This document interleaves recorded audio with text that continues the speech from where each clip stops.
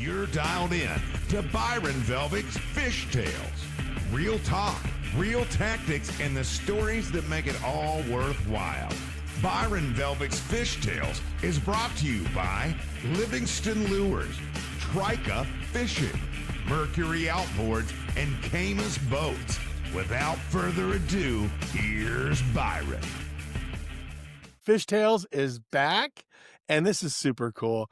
If you didn't watch last week's episode, we had Rick Klein on, and Rick was talking specifically about my next guest, and that's why it's great, because I was able to get on the phone with Gary Klien and say, hey, Gary, you were a hot topic in last week's episode. Rick Klein was talking about this and that, and organically the conversation kind of rolls into Gary and Gary Klein's early days, coming off of the Bill Dance stuff and the Bill Dance show, and there's this cool progression happening right now with the show. Whereas we talk, I'm like, hey, that would be cool to get Gary on now and find out what Gary has to say. And Gary Klien is an amazing, accomplished angler from the West, like myself. Mm-hmm. He's qualified for 30 Bassmaster Classics, 17 of them in a row. He's won over $3 million. He's the co-founder of Major League Fishing. He'd won a bunch of Bassmaster tournaments. And, I looked up to Gary because Gary's a little bit older than me. So I was a kid looking up to Gary, and Gary was looking up to the icons Dave Glebe and Dee Thomas and Don Ivino. Those were his legends. So without further ado, Fish Tales is super happy. I'm super excited to have a friend of mine for 40 years. And I've actually drew him in a tournament. We fished against each other on Lake Mead one time. Here he is. He's laughing about it. Gary, welcome to Fish Tales, buddy. Well, Byron, thank you for having me. It's always fun to, sit down and kind of reminisce about the past and then, project the futures. Yeah. Because you and I live it, we breathe it. And yes. I remember when I first met you, your enthusiasm about fishing, and, I was young too, and I started out on the West Coast, and, we have a lot of similarities with the way we were brought up and what we were introduced to when we came out and started fishing on the national circuit. The styles had to change a little bit, and we were fishing a lot of different water bodies that we'd never experienced before. So, bass fishing's been a fun vehicle for me to be a part of. Yeah, one thing I did not know until Rick Klein talked about it last week was your inspiration, your mentor was Dave Glebe, Dee Thomas. You were a flipping stick guy. You were a flipping guy. When I fished with you, we were cranking, and Rick talked about, you and him cranking together. We were deep cranking ledges in the jip beds, actually. But, in man-to-man, pro-to-pro draw, I remember that story. But there's a story there for later. But you started off as a flipping guy, and you were one of the guys that you basically, did you learn that from Rick and not from Rick, from Dave Glebe and Dee Thomas? Was that your early strength, would you say? Yeah, not so much Glebe, but Dee. A real quick story about me, born, raised Northern California. I was like any other teenager growing up. I loved to hunt and fish and water ski in the summertime because I lived, right there at Lake Orville. But as you get older, you have to think about, what's your future going to be like? Where do you want to go? And I knew I always wanted to be happy, but I had no idea doing what. So my first summer job was working at Bidwell Canyon Marina there on Lake Orville, which was really a cool job because I got to pump gas, clean out kept the campgrounds all nice and neat. But I got to water ski and meet a lot of people, and that was a lot of fun. That's where I was introduced to competitive angling for the very first time. And all of a sudden, these bass boats started rolling into the campgrounds. And these are like 14 footers, and they had 20 horse engines on them, 40 horse engines on them. And I'm like, dude, what's going on? There was 60, 70 boats rolling into the campgrounds. And I learned that it was a bass fishing tournament. Had no idea. It was a $25 entry fee, 2 days competition. First place was $500. What year? What year? That was in 1973. I was a sophomore in high school. Of course, on the West Coast, it was, it was just starting. There was like 3 or 4 little organizations at the time that were, starting to grow. I was just eating up with it. So I was at the marina watching the weigh-ins, talking to the guys, et cetera, 15, 16 years old. The winner of that event was Dee Thomas. And when I met Dee, I was 15 and Dee's 34. And being like a young teenager, kind of a smart ass. Uh, at, After Dee accepted the award, I walked up to Dee and introduced myself to him and said, hey, my name's Gary Klien, Dee Thomas, I looked him right in the eyes and said, one of these days I will be better than you. No way. You looked Dee Thomas in the eye on the dock after he won that tournament? Yeah. A 15-year-old cocky kid. Exactly. And Dee was 34. Dee was 34. Woo! And I'll never forget it. He reached out and grabbed my back and just sucked me into his chest and looked me dead in the eyes and said, bring it on. Oh, what a great story to start the show. That was the beginning of my relationship with Dee Thomas. And I became the son that Dee did not have. Dee had 3 daughters and they didn't fish. So I spent a lot of time driving from Orville down to San Jose and fishing with Dee on the Delta. We fished Comanche. We fished Butte Creek, Center Bike Pass. And my first experiences with Dee, he had a 14-foot aluminum boat with a 20-horse Mercury on it, no trolling motor. He had a paddle, and he had a little seat made for the gun or the very nose of his boat, and he would climb up there and sit down on a 2x6, paddle with one hand with a 12-foot dipping stick. That's how I learned to originally flip. And it really wasn't so much flipping. It was more, kind of swimming the jig along and in and out because you're moving the jig with the rod tip and literally never pulling the jig out of the water. We'd go down the Thule berms on the Delta and just kind of drift with the current. He would poke the rod in and out with a black hair jig. But it was so amazing, Byron, when he'd get a bite on a 5-pounder with that 12-foot rod, he'd drop the paddle and hit the fish like this. And then he would reach up and grab the center part of the rod, turn around and bounce it in my lap and say, take it off my hook, son. That's what Thule dipping was. That was where Thule dipping came from. Yeah. And 12-foot rods and Thule dipping and not the flipping, pitching, none of this, just that. Exactly. And what happened with Dee is Dee just fished and he was really good at it. And then Dee got talked into fishing, the tournaments because they were kind of starting team events. And when Dee started fishing team events, he was very successful. I mean, he would win. And what actually happened is that at one of the events, the night before the tournament, there was a newly formed tournament committee that came to the hotel door and informed Dee of the new tournament rules. The tournament rules were the length of the rod. So when they knocked on Dee's door and presented him with this issue, and Dee had his 12-footers with no reels, Dee told the guys, what rod length do I need to have to be legal? And they said, we have no idea. You pick a length. So Dee said 7.5. And that's why I think there's been an 8-foot restriction for years. Right. Dee walked out to his truck that night and took a hacksaw and cut his rods cut the blank to the length. And what do you think happened the next day? He still won, but it presented him a problem because he didn't have the reach.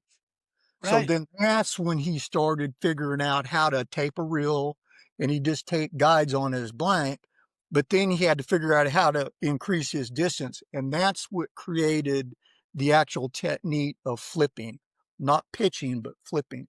That where you're doing this and that right there. That right there was the flipping technique. I had no idea that Dee Thomas was taking 12-foot rods and cutting them down to, he said 7.5. He didn't even say 8 more later, but it started at 7.5. That was how, our sport was evolving. Our techniques were evolving to what they are today. But there was a lot of history there. And to be a part of that history, that's why I say, the fishing has been so good to me. Because I'm still that 15-year-old high school kid that has a deep passion for fishing. I mean, I love to fish. I mean, I was on the water yesterday. I know we couldn't do the show yesterday. Yeah, I wanted to do this yesterday. You're like, I'm sorry, I'm fishing. Yeah. And I mean, it was But a pretty good day, you know. you started off, like, I think the first tournament you went to was the St. John's. Did you incorporate flipping at the St. John's and crush? Is that the first tournament you won back east when you decided to leave the West Coast because you made the big move? You said, "I'm going back east to go fish with the big boys." Exactly. And basically another mentor of mine that I met, Rich Forehand, I met him while I was working at the marina because he was the only one coming in every day getting gas for his little 16-foot bass boat. Him and I became very good friends.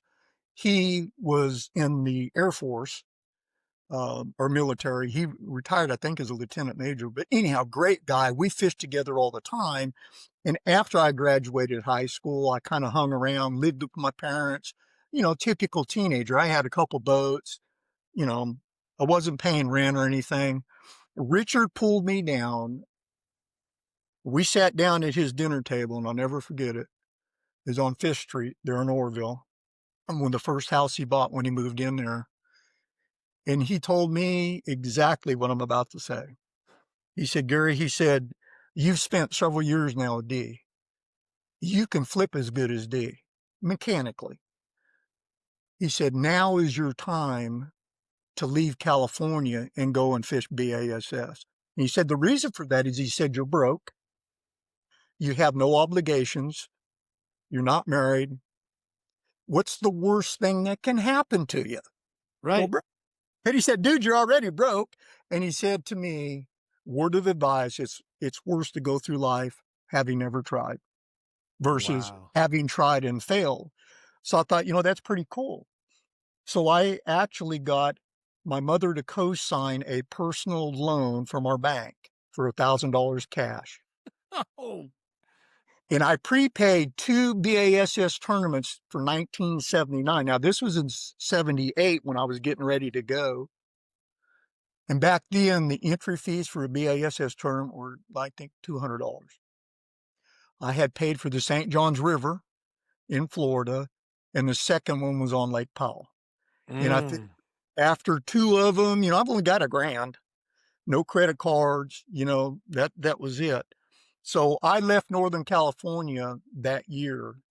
And when I left, fished a tournament on Lake Havasu, Western Bass, finished 5th when they won like $300.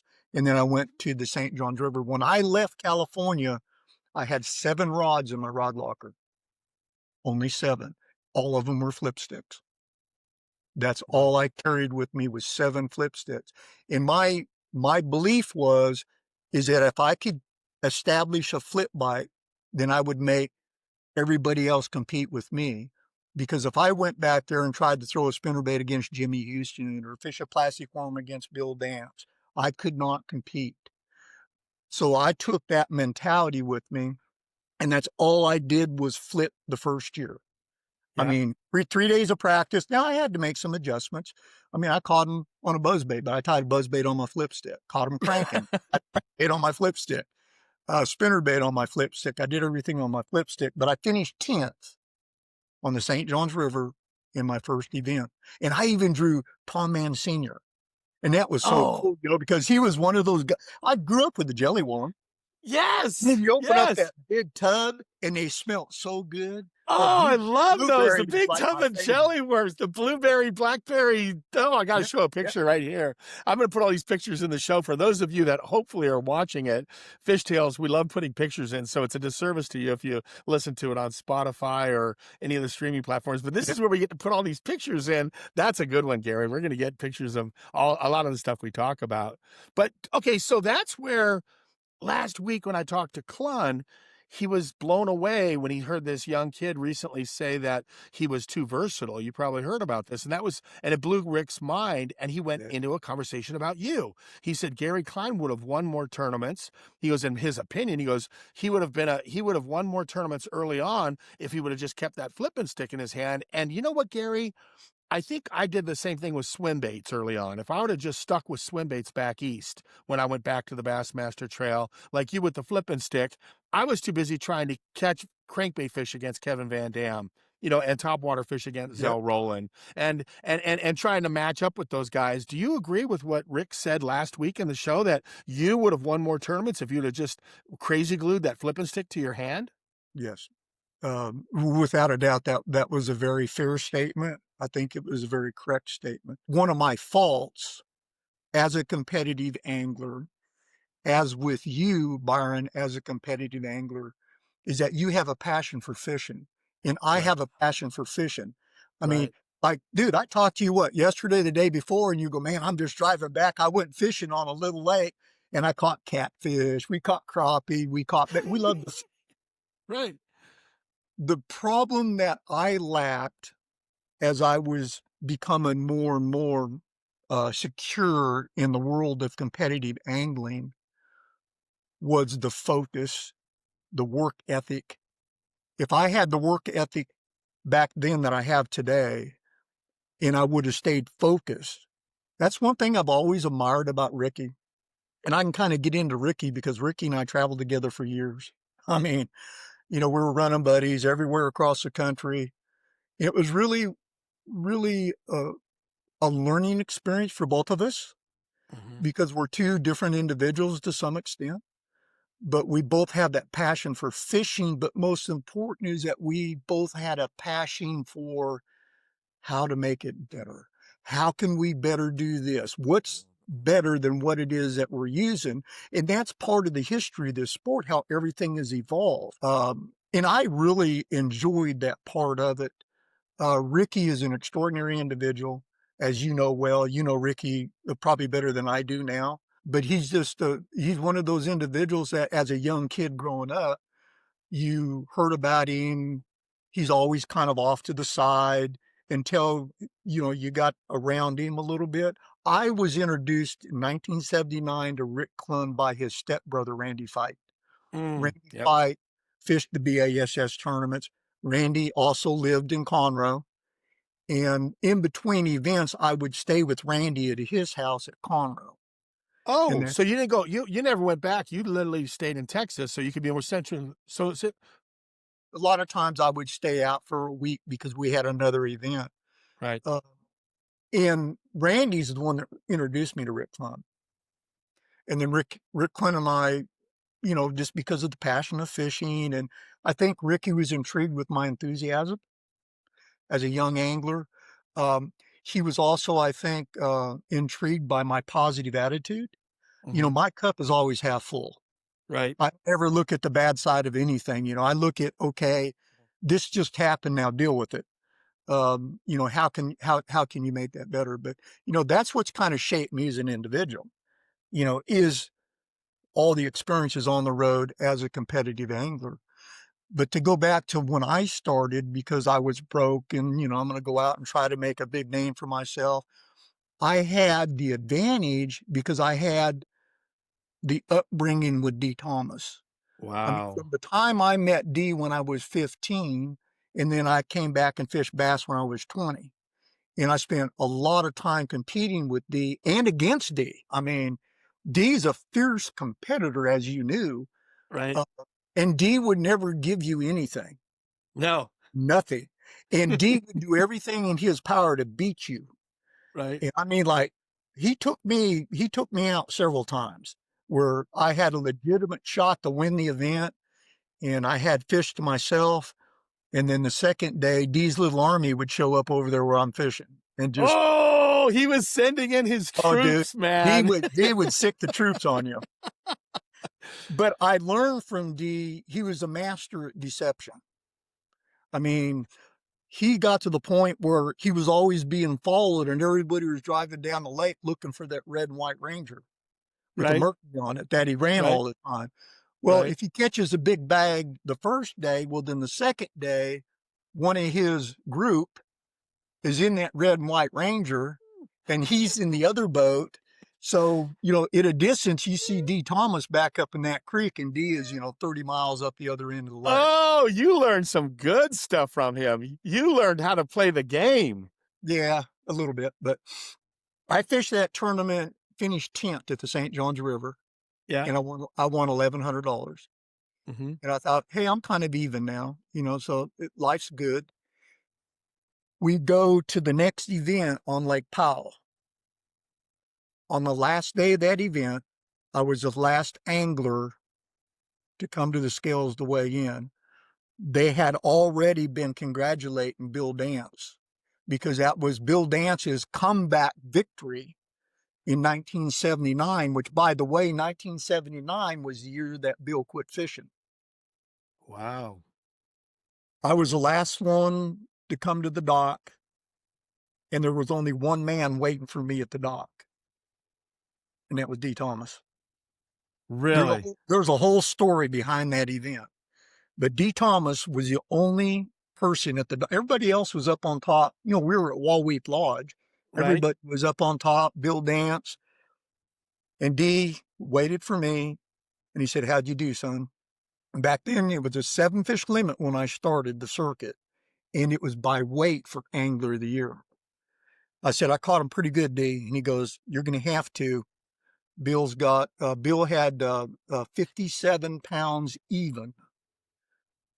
Dee stood there and watched me put him in the bag, and he goes, "I think you got it." Oh, no. So Dee walked up all the way to the stage with me, and I don't know what they weighed. They were 22, 23, something like that on the 7-fish limit, and I beat Bill Dance by 1 pound.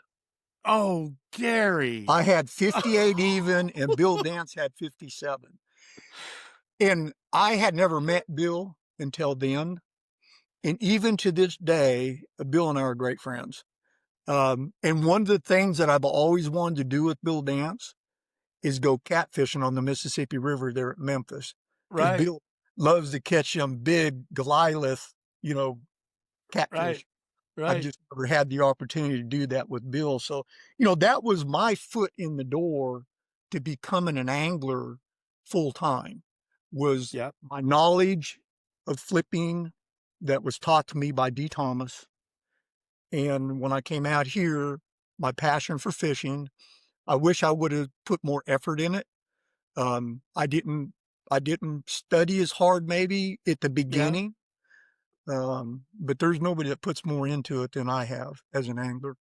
Oh, you are known as the work ethic. Everybody, when I was on tour with you, your work ethic was known far and wide with how much you did. But going back to Powell real quick, did you catch those fish flipping at Powell? Yes. Was that a flip bite? No kidding.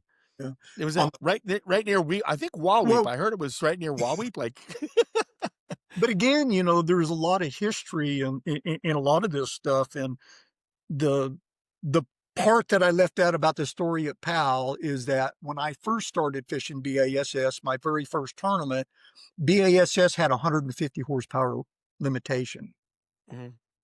At that time, I owned a 16-foot Skeeter Wrangler, and I had 175 horse on it. So I called Harold Sharp, the tournament director of BASS, just some young kid in Northern California, and I asked Harold the question: if I have this engine detuned at an authorized dealer, will it be legal? And he said, no. He said, if it has the serial numbers of 175, it's not allowed. Wow. So I traded a 135 for a 130, or my 175 for a 135, had a lot of hours on it. That's what I put on the back of my Skeeter to make myself legal. Fished the first tournament. When I come to Powell, I'm running up the lake. The first day of the event, I was in 13th place. The second day of the event, I'm running up I'm fishing the back end of San Juan River arm. Oh, Yeah, and I'm like 10 miles from the back basin, and my RPMs changed on that engine. So I chopped the throttle to 3,000 RPMs, and I had to make a decision. And to me, that was the most critical decision of my entire fishing career. And I kind of think that helped me to where I am today quicker. I would have still probably succeeded, but I got there quicker. When that engine tone changed, I had a decision to make. Do I turn around and go back? I was in 13th place. And if I would have turned the boat around and went back to Walweep, I would have fell out of the event. Or do I just go for it? So I held the throttle at 3,000. I said, I'm going for it. If this to same the boat, back of the San Juan. And what the viewers don't, I don't know how many people realize this, Lake Powell, when you're running to the back of the San Juan, everybody, you're making such a big run. You are stopping for gas. You are not just going to the back of the San Juan and well, back. it's 137 miles. 137 each way, right? Yeah, and I carried my gas. Okay. There's a lot of rules that have been made because of me, but anyhow, I carried my fuel in my boat. But when that engine tone changed, Right. instead of turning around, I continued. But I knew that I could not start and move around. So I just said, what is my best stretch? So I ran to what I thought was my best stretch, turned it off, and like, whew, dropped the trolling motor and fished. I fished for a couple of hours, and I'm starting to get antsy because I don't even know if it's going to start. Plus, I got 137 miles to run back to Walweek. Oh, And an gosh. engine that I have no idea what's wrong with it. Now, I do have my spare cans in the boat. I don't have to stop for fuel. I left with 6 fish in the live well, not 7. And when I put the boat on pad, my partner had to lay on the tip of my trolling motor, and it was probably 500 yards before I broke pad or padded out. I held that throttle at 3,000 RPMs Oh. for 4 hours. Oh my gosh. And my Wow. partner would pick the can up and rock it and unplug and plug me into another can. When I made it to the 5-mile-an-hour buoys there at Walweek Lodge or Walweek, Right. I chopped the throttle and that engine went, yep. Locked sight. I mean, it was tight. That was it. You killed it. You killed it when you got to the Oh, dude, bunker buoys. it locked up solid. So I trolling motored into the dock, took my fish up, and I weighed my fish in. They weighed like 18, 19 pounds for 6. And I moved from 13th place to 7th place in the standings. And I'm standing there looking kind of, what am I going to do now? And Dee Thomas walked up. And he said, what's wrong, son? And I said, I blew my engine. He goes, you got a shot to win this thing. I know where you're fishing. I go, yeah, I do too, but I don't have a boat. He goes, you just wait right here. Dee came back about 20 minutes later, and he said, I got you Ronnie's boat. He owed me a favor. So he got me Ronnie's 188 Ranger with a 34-gallon bladder tank in the belly of it with a 150 Mercury on it. That's the boat that I ran the last day of the event to win the event. So anyhow, just a lot of history there. That is a great story. Oh my gosh. You seized your 135 on day 2. You don't have a limit. So you won the tournament and you came up a fish short on the second day and you still. Exactly. Yeah. So, I guess really the whole point of that is all of us in our lifetime, we've probably had those defining moments of making good decisions or maybe just making the right decision, maybe whatever. That to me, because then that victory at Lake Powell, and it wasn't a lot of money. First place back then was $10,000. I got a check for $5,000 in a Ranger boat with no motor on it, and they valued it at $5,000. Right. But what I did earn was an automatic berth to the Bassmasters Classic if I fished the rest of the events. Well, heck yeah, I'm going to. That's what I'm here for. And after Powell, I took Angler of the Year lead, and I led Angler of the Year all year. And Roland, on the last day of the last event on Lake Millwood, beat me by like 1 pound and 6 ounces or 1 pound and 8 ounces. Oh, Gary. Dude, I'm pinching myself right now for you because you beat Bill Dance at Lake Powell. Roland Martin, I mean, you and I were both kids. I mean, there's a moment where you're like, I'm a cocky little bass fishing dude. We both were. We both threw each other. We both knew. I mean, we're these cocky little kids. But at the same time, you're like, I'm beating these guys. Like I'm beating my heroes. You know what I'm saying? It's like when I won, show us your U.S. Open trophy. It's right there in the back. I know you got off to your side. When I won my U.S. Open, Bassmaster was there right before that. I was in a borrowed boat. I was getting autographs at the casino every night, walking up to all of you guys, getting your autographs. Yeah. And then the U.S. Open tagged in right behind it. It was an April U.S. Open. I know you got a trophy and said, there it is right there. There's the You know, cup. Yeah, there's your and cup. it was 1990, There's so it was 2 there's years. my cup 2 in the years. corner. I love it. We're Isn't that sharing cool? you. It is cool. But to your point, you won that in 88, 1990. I'm a kid just out of college. I mean, out of high school or college, and I'm young. I'm only 23 years old, and I'm like, oh my gosh, I'm hanging out with all my superheroes. But like you go out on the water and you beat me. Like, I can really do this. Like, that must have been an amazing moment, an amazing year for you to beat Bill Dance, and then Roland Martin edges you out for Angler of the Year. And how old were you at that time? In your mid-20s? Yeah, I was 21. Oh, Gary, you were a prodigy, buddy. But Was there a moment where you're just like, I can hang with these guys? Like, I'm good enough. Dee Thomas knew you were good enough to hang with the best of the best of the best on the well, national tour at 21. but I mean, I felt like if I could find my own fish that I knew how to fish a strength. And my Mm-hmm. strength was shallow water targets I could see with my eyes. And the best technique and the most efficient technique for that is a flipping presentation. Mm-hmm. And that's all I did. And I focused on that. And Ricky was right. If I would have continued to focus on that, I would have won a lot more events. But I got wrapped up in my passion for fishing and trying to, man, try this, try that. I mean, from the wobble worm to, swim baits to back then, it wasn't swim baits, but then also I will say that if we're looking at my career, how everything's kind of evolved. And I said that, Ricky and I traveled a lot together. And I also made the comment that Ricky's a very unique individual, which he is. What people don't realize is that Ricky and I very rarely ever talked about fishing. I mean, like current conditions a little bit, but Ricky would do his thing and I would do my thing. Right. And Ricky was never in a network. He was a loner. Right. I've never been in a network. I've always been a loner. Yeah, we have a few friends and stuff, but I don't show up at an event with 4 or 5 buddies and what'd you do? What'd you do? Man, what do you think? What do you think? Because I don't want to get conditioned like that. And I respected that from Ricky. Ricky didn't want to get conditioned like that. I can tell you a real quick story about Ricky, just kind of set this thing up, show you how focused Ricky is. And Ricky made a comment last week on the podcast that I think maybe a lot of people didn't understand, but I was living it. So I knew exactly what was taking place.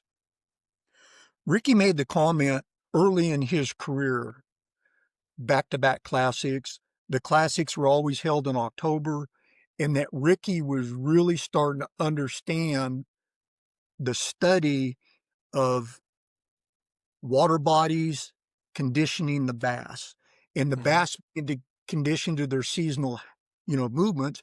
And Ricky was really getting good at predicting patterns on water bodies in certain regions of the country. I mean, I tell you, Ricky's strength, spinnerbait, crankbait, spinnerbait, crankbait, spinnerbait, crankbait, spinnerbait, crankbait. I mean, that was Ricky's. Now, he is a little versatile. He'll pick a pitching rod up and flip. He's won a couple bass tournaments with a big rod, and, he won the U.S. Open up there swimming that big dingling worm up in the Colorado River. Well, and he gave you credit for that. He gave you credit for the big rod. We just went fishing that day, and I said, hey, let's go to the Colorado River and go exploring. Ricky is more versatile than what he leads you to believe. Ricky can catch fish doing anything. But where I have a tremendous amount of respect for Ricky is one of those unique individuals that focuses on his strengths. Rick Klien knows Rick Klien better than anybody as an angler. And Ricky's going to do things Ricky's way. Ways and techniques that he has thousands and thousands of caught fish under his belt. Right. He's not learning during an event. Right. And I've always admired that about Ricky, but then sometimes I wanted to take his head and just beat it on the wall and go, dude, listen to what I'm telling you. For example, Ricky and I were rooming together, Bull Shoals. This was a late October BASS event on Bull Shoals, and we're staying in the cabin together. And Byron, you and I grew up on the West Coast, so we know what Orville and Shasta and Don Pedro and Lake McClure do in the fall time. Mm-hmm. They're low and the water's clean and the fish are offshore, they're out deep. Right. We go to Bull Shoals first day of practice, and I run a typical fall pattern, which is shad migration in the back of the creeks.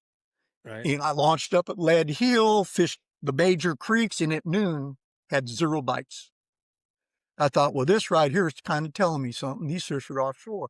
So I drove back, tied to the dock, walked up to my truck, and I grabbed my 3 spinning rods, 6-pound test line, and a bag of doodle worms and sleep sinkers. From 12 o'clock noon until dark, I forgot what it was. I had like 57 bites.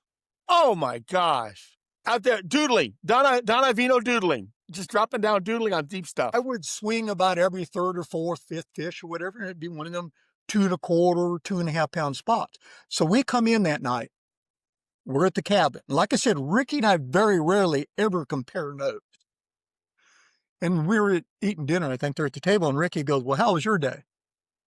It's just kind of like a smart aleck remark. How was your day? I said, it's pretty interesting. He goes, what do you mean? I go, dude, I found them. He goes, you found them? And I said, yeah, I know what they're doing. He goes, well, how was your day? And I said, I had like 57 bites. And he said, he goes, BS. He looked me right in the eye and said, BS. Oh my gosh. Oh, yeah. Oh, yeah. Called you out. Just said you're full of shit. I asked him, I said, well, how many bites did you have? And he goes, 2 all day. So the second day of the tournament or the second day of practice, I knew the deal.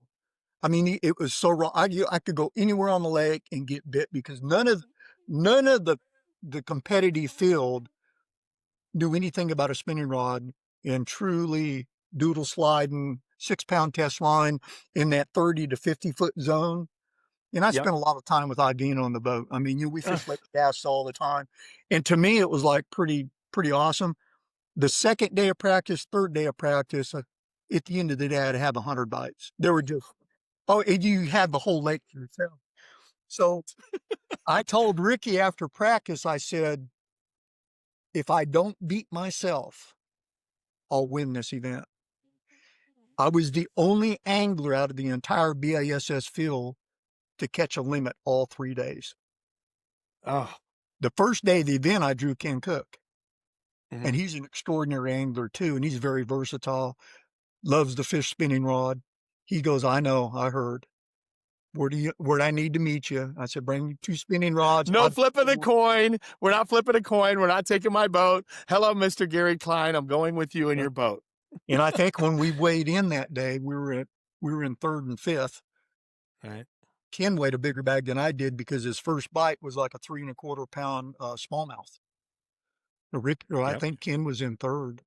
Wow. But anyhow, that was Rick Klein's mentality that even though the fish are telling him that we're not home, Ricky still ran the creek, still did that. He didn't have a very good event, but yet he was rooming with somebody that had the technique dialed. I mean, I'm not talking about, I just got a few bites. Byron, you've been on those type of bites. I mean, you can run down the lake and say, okay, right there. Over there. Well, Gary, to your point, that U.S. Open I won was in a springtime at Lake Mead, and nobody was bed fishing. And so I'm watching everybody out there. David Fritz is cranking. Everybody's throwing spinnerbaits, Carolina rigging, all the guys. The Bassmaster elite guys are at Lake Mead. And then I go in a pocket, I look down, and I see all these bedfish everywhere. And I'm like, oh, my gosh. And I'm like, I told John Murray, I said, dude, there's nobody looking at all these bedfish, especially down in the lower basin, Vegas Wash area. And these are big ones. You know, this is April and big ones are spawning down there. And I just watched Bassmaster going on. And the whole time these guys are competing, I'm looking at virgin water, virgin fish. I'm like, where is everybody? And to your point, you're like, I'm lined up. And by the last day I had a lead where John goes, you catch 5 and you win. I'll never forget that.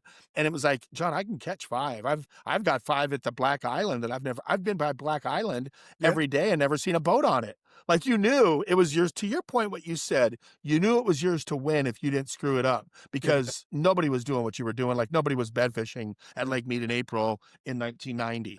But then if you take a look, and let me just say this about the Open too, though, us both being from the West Coast, And of course, I ran in the early years. I started fishing BASS in 79, fished 80, 81. And then in 83 and 84, I quit fishing bass. Hmm. And I went to work for Rich Schultz with Western Bass. And, I didn't know that. I did not Yeah. know that. Yeah.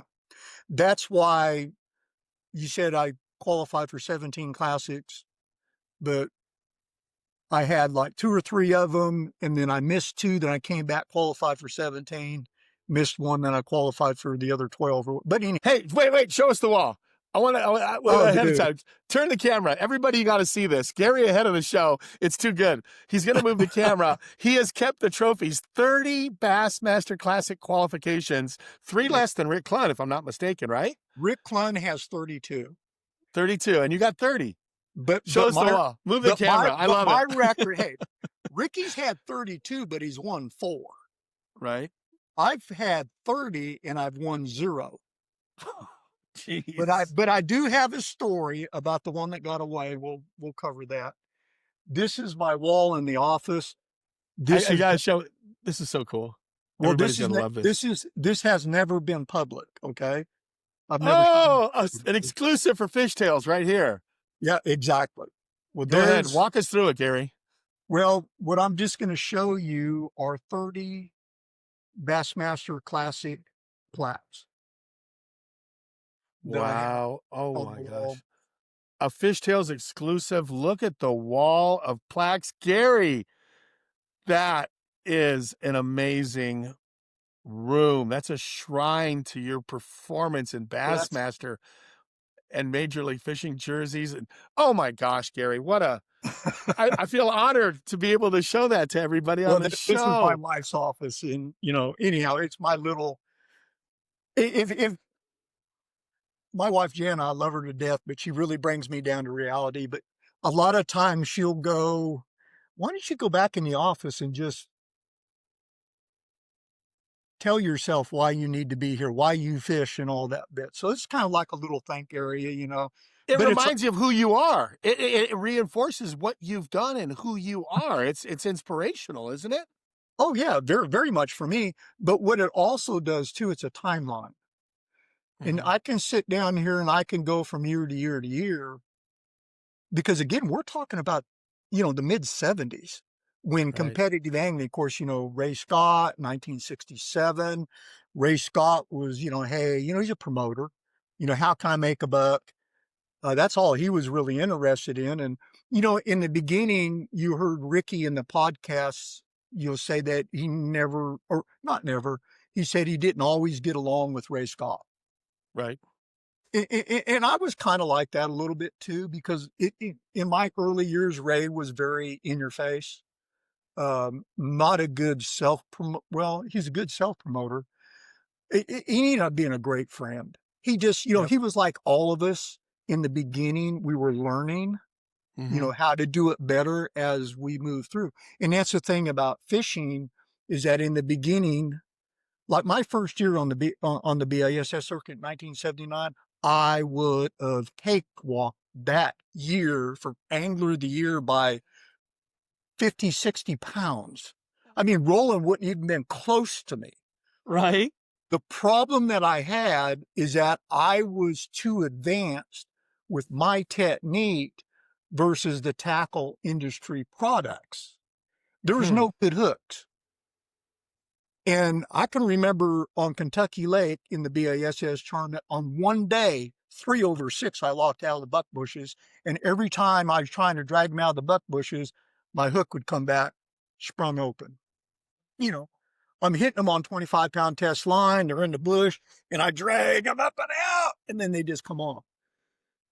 I never thought of that. You did. There were not the hooks for what you were doing. No, you'd have to use saltwater galvanized hooks. You would have to go to a saltwater galvanized, exactly, because all the bass hooks couldn't hold up to your style of fishing. Exactly. I never thought of that. The industry wasn't there yet, but that first year would have been just a cakewalk.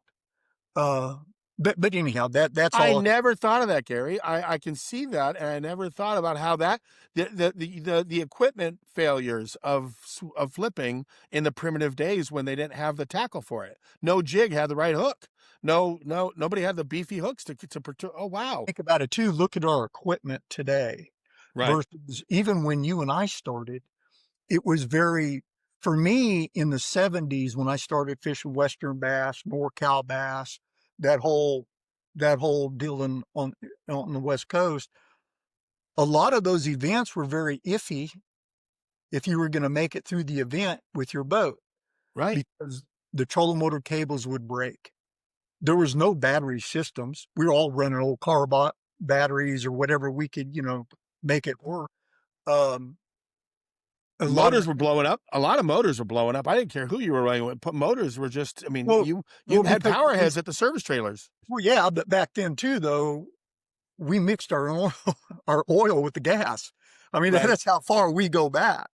And then right. it was a great innovation for them to go to, the oil mix on the engine. But I was even part of the trim.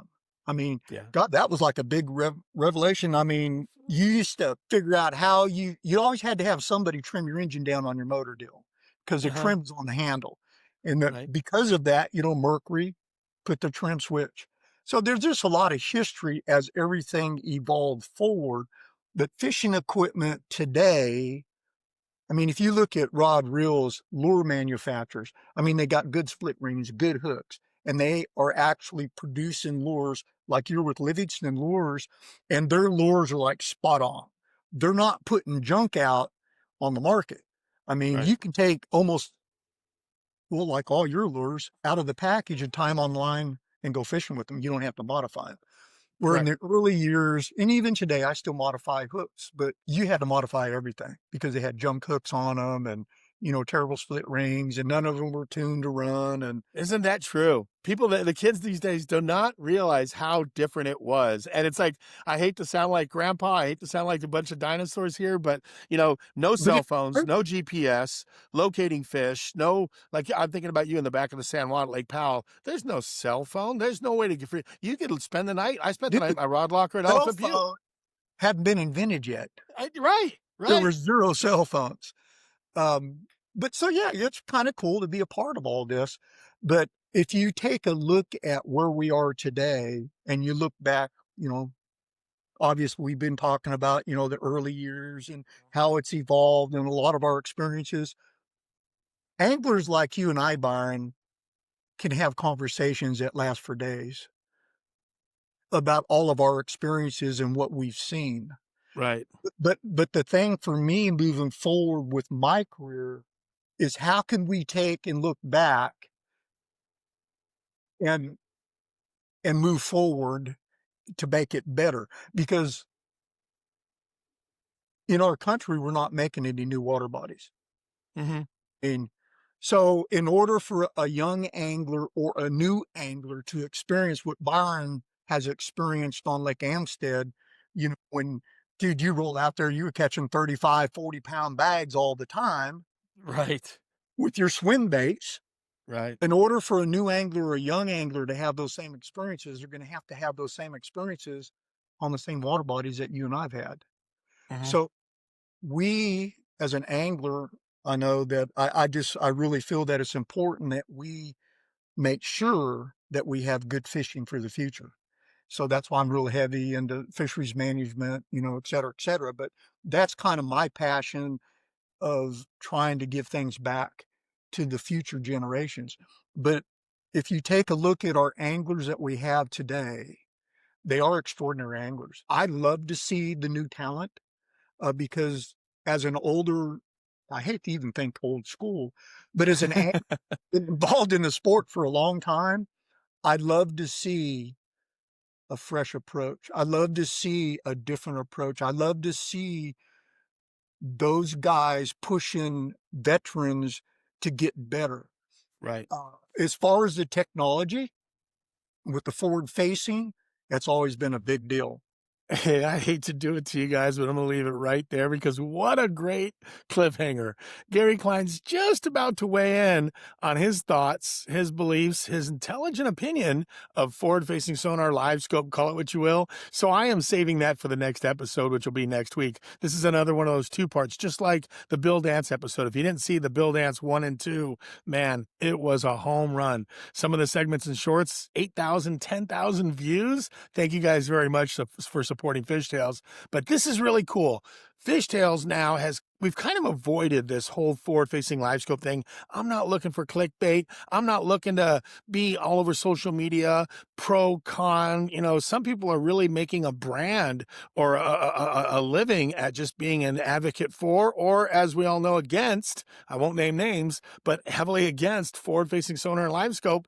And, I think there's pros and cons to it. There's intelligent conversation on both sides of the fence. And again, with Fishtails, I've just tried to avoid it. We've had Rick Klien, Denny Brower, Skeet Reese, John Murray, Mark Zona, Dave Mercer, you name it, Scott Martin, all kinds of pros on here. Now Gary Klien. And I've just not really wanted to get into this battle about forward-facing sonar and technology and all that. The young guys are great at it. The old guys we're not dinosaurs. We're just trying to learn it, but we don't learn it as fast. And, I just want Fishtails to be something everybody can really enjoy. So we're going to come back next week with Gary Klien for part 2, and he's going to start right off with his thoughts and his perceptions on Livescope forward-facing sonar. If you haven't liked, clicked on, commented, subscribed, please do so with Fishtails. Go to the Livingston Lure app. You can find everything on the Livingston Lure app as well. And also, every single week, we're looking around in the comments, the subscribers, the people that are involved in giving me some feedback. And we're giving away a $100 Pro Pack from Livingston Lures. And we're giving away yet another combo from Trica, Rod and Reel combo on Christmas Day. So if you just subscribe, get in there, make a comment, we're looking around, and I appreciate everybody's saying and doing.